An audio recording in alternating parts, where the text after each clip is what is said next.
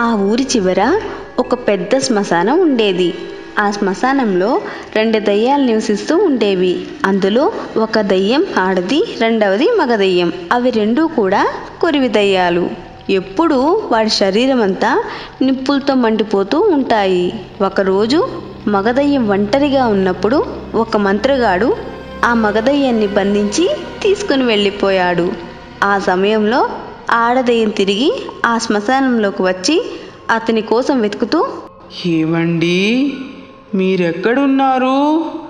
నాకొకసారి కనిపించండి. మిమ్మల్ని చూసి చాలా సమయం అయ్యింది. ఎక్కడున్నారు? నాతో దాగుడు మూతలు ఆడింది చాలు అని చాలాసేపు వెతుకుతుంటుంది. కానీ అక్కడ ఆ దయ్యం కనిపించకపోవడంతో నా భర్త ఎక్కడికి వెళ్ళిపోయాడు అని అటు ఇటు చూస్తూ ఉండగా ఆమెకు అక్కడ మనుషుల యొక్క అడుగులు కనిపిస్తాయి. అప్పుడు ఆ దయ్యం, నా భర్తని మనుషులు తీసుకొని పోయినట్లున్నారు. నా భర్త నా దగ్గరకు తిరిగి వచ్చేంత వరకు ఎవ్వరినీ వదిలిపెట్టను. నా భర్తని ఏం చేశారు అంటూ పెద్ద పెద్దగా కేకలు వేస్తూ ఆ గ్రామంలోకి వెళ్తుంది. ఆ రాత్రి సమయంలో అందరూ నిద్రిస్తుండగా ఒక్కొక్క తలుపు కొడుతూ, మర్యాదగా నా భర్తను నాకు తిరిగి ఇవ్వండి, లేదంటే మీ అందరి ఇళ్లను మంటలంటిస్తాను అంటూ పెద్ద పెద్దగా కేకలు వేస్తూ అక్కడ ఉన్న ఇళ్ళు నిప్పులంటిస్తుంది. ఆ మంటల తాకిడికి తట్టుకోలేక ప్రజలంతా బయటకు వచ్చి చూస్తారు. ఆ దయ్యం, రేయ్, మీరందరూ చావకుండా ఉండాలంటే నా భర్తను నాకు తిరిగి ఇవ్వండి. అప్పుడు ఒక వ్యక్తి, దయ్యాలతో మాకేం సంబంధం ఉంటుంది? నీ భర్తను మేమే తీసుకుని వెళ్ళామని ఎవరు చెప్పారు? నువ్వు ఇక్కడికి వచ్చి మమ్మల్ని చాలా ఇబ్బంది పెడుతున్నావు అని మాట్లాడుతుండగా, ఏరా, నాకెదురు సమాధానం చెప్తే నీ ప్రాణాలు గాల్లో కలిసిపోతాయి అంటూ అతని శరీరానికి నిప్పంటిస్తుంది. దాన్ని చూసిన ఊరి ప్రజలంతా భయంతో అక్కడి నుండి పారిపోతారు. అప్పుడు ఆ దయ్యం, ఆగండి, ఎక్కడికి వెళ్తున్నారు? నా భర్త నాకు తిరిగి ఇవ్వండి. అక్కడికి ఒక మంత్రగాడు వస్తాడు. అతన్ని చూసిన ఆ దయ్యం చాలా భయంతో పెద్ద కళ్ళు పెట్టుకొని అతన్ని భయంకరంగా చూస్తుంది. అతడు, పిశాచి, ప్రతిరోజు శ్మశానం వైపు ఒంటరిగా వెళ్తున్న మనుషుల్ని ఏం చేస్తున్నావు? ఆ నిజం చెప్తే గాని నీ భర్తను నీకు తిరిగివ్వను అని అంటాడు. అందుకు ఆ దయ్యం, నేను ఎవరిని ఏం చేయడం లేదు, నాకు తెలీదు. దయచేసి నా భర్తను విడుదల చేయండి అని అంటుంది. అందుకు మంత్రగాడు, నువ్వు కనుక నిజం చెప్పకపోతే నీ భర్త ఎప్పటికీ నీకు తిరిగి రాడు అంటూ అతన్ని బంధించిన సీసాను ఆమెకు చూపిస్తాడు. ఆ సీసాలో బందీగా ఉన్న తన భర్తను చూసి,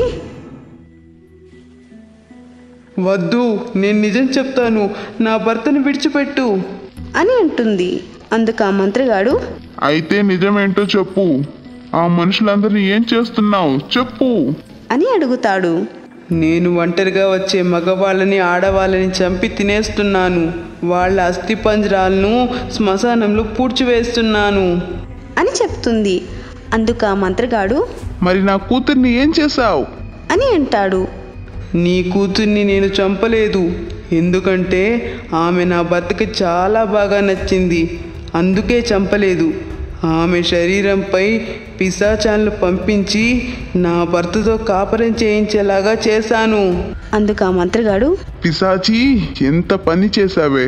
నా కూతురికి అభంశుభం తెలియదు, దుర్మార్గురాల. నీలాంటి వాళ్ళని బయట తిరగనీయకూడదు. ఈ ఊరి ప్రజలకి ఎంతో ప్రమాదం అని అంటాడు. వద్దు వద్దు, అలా చేస్తే నీ కూతురు ఎక్కడుందో నీకు తెలియదు. నువ్వు మమ్మల్ని ఏమైనా చేస్తే నీ కూతురు బ్రతకదు అని అంటుంది. అందుకు ఆ మంత్రగాడు పెద్దగా నవ్వుతూ, నువ్వు దయ్యానివి, నేను మనిషిని. నీకా అన్ని తెలివితేటలుంటే మరి నాకెన్ని తెలివితేటలు ఉండాలి? నేను నిన్ను అంతం చేయను. నీ భర్తను అంతం చేస్తే నువ్వు నా కూతుర్ని తీసుకుని వచ్చిస్తావు. ఎందుకంటే నీ భర్త అంటే నీకెంత ప్రేమో నాకు తెలుసు. మర్యాదగా నా కూతురు ఎక్కడుందో ఇక్కడికి తీసుకొని రా. లేదంటే ఏం జరుగుతుందో తెలుసుగా అని అంటాడు. అందుకు ఆ దయ్యం ఆ మాటలకు భయపడి సరే, నీ కూతుర్ని నేను తీసుకొని వస్తాను, మమ్మల్ని ఏం చేయవని మాట ఇస్తేనే అని అంటుంది. అందుకు ఆ మంత్రగాడు సరే, నేను మిమ్మల్ని ఏం చెయ్యను అని మాట ఇస్తున్నా, నా కూతుర్ని నాకు తెచ్చివ్వు. సరే అంటూ అక్కడి నుండి దయ్యం మాయమైపోయి తన కూతుర్ని తీసుకొని మళ్ళీ తిరిగి అక్కడికే వస్తుంది. ఆ మంత్రగాడు తన కూతుర్ని తన భర్తని బందీ నుంచి విడిపిస్తాడు. దాన్ని చూసిన వాళ్ళు ఇద్దరు ఎంతో ఆనందం పడతారు. కానీ ఒక్కసారిగా వాళ్ళకు వాళ్ళే వద్దు వద్దు అని అరుచుకుంటూ అక్కడి నుండి మాయమైపోతారు. అక్కడ చూస్తున్న వాళ్ళంతా అసలు ఏం జరిగిందో అర్థం కాక అయోమయ స్థితిలో ఉంటారు. అప్పుడు ఆ మంత్రగాడు, మీరేం భయపడకండి, ఆ దయ్యాల్ని నేను అంతం చేశాను, ఇక అవి ఎప్పటికీ తిరిగి రావు, ఇక మనమంతా సురక్షితంగా ఉండొచ్చు అని వాళ్ళందరికీ ధైర్యం చెప్తాడు.